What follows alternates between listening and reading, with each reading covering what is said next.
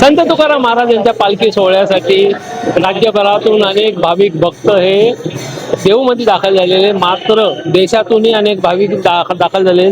आपल्या इथं आता कर्नाटकहून आलेले एक वारकरी भाविक भक्त आहेत, त्यांच्याशी चर्चा करणार आहे आपण. काय सांगणार महाराज, तुम्ही कुठून आला आणि काय साकडं घातलंय देवाला? काय नाही, आम्ही 16 वर्ष झालं इथं वारी करतोय. म्हणजे वडिलोपार्जित, म्हणजे पंजोबा आजोबा केले, पण पुढे आम्ही वारसा चालवतोय. देहू आळंदी हे दोन्ही मार्गाने आम्ही वारी करतो.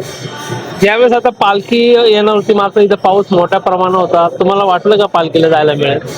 जायला मिळणारच, पाऊस असो ऊन असो काही असो, पण वारी चुकायची नाही ना, कधीच वारी चुकायची नाही.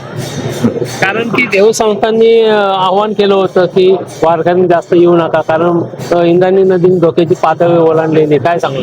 आम्हाला शक्यतो जमेल तिथपर्यंत यायचं. जर देहूच्या महाद्वारापर्यंत आलं तरी आमची वारी झाली. जर आम्हाला पूर्ण मंदिरात आत आलं पाहिजे आणि आज पावसाही नाहीये, तर आम्ही वारीला सुरुवात करतो. भिजलं तरी चालेल आणि प्रशासनाने काही सोयी करतील आम्हाला, एवढं तर आम्हाला आश्वासन आहे.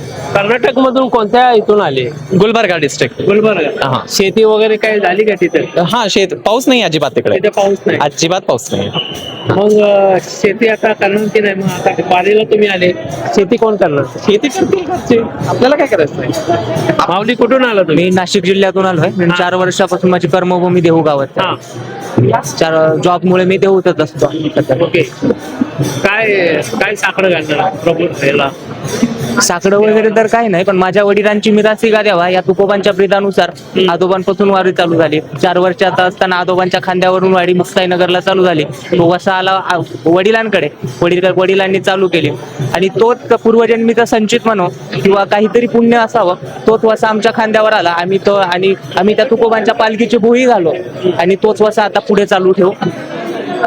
तुकोबांच्या महाराज, काय सांगणार, आजकाल तरुण पिढी पालखी सोहळ्यामध्ये सामील होत आहे, कसं पाहताय? अत्यंत आनंदाची गोष्ट आहे आणि चांगली गोष्ट आहे. पहिले वारकरी संप्रदायाला येड्या गबाळ्याचा संप्रदाय म्हणायचे, पण आता सुशिक्षितांचा आणि तरण्यांचा संप्रदाय म्हणून एक संप्रदायांची आता ओळख झाली आहे. त्यामुळे मनाला खूप आनंद वाटतो. एखादा तरुण मुलगा जर माळकरी भेटला तर मनाला खूप आनंद होतो आणि वारकरी बघितल्यावर तर विशेष.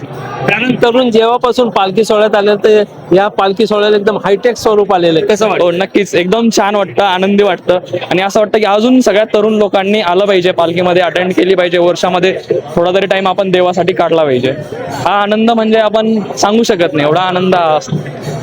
अशा पद्धतीने संपूर्ण ही जी तरुणाई ही या संपूर्ण पालखी सोहळ्यामध्ये येत आहे. मात्र ही तरुणाई ज्या वेळेस पालखी सोहळ्यामध्ये येते त्यावेळेस हा संपूर्ण पालखी सोहळा त्यांनी हायटेक पद्धतीने करण्याचा प्रयत्न केलेला आहे. परंतु देश असू, विदेश असू किंवा राज्यातून अनेक आता वारकरी या देहूमध्ये दाखल होत आहे, कारण की अवघ्या काही तासावर पालखी प्रस्थान सोहळा आलेला आहे. गणेश जोडम, चालता बोलता न्यूज, देहू.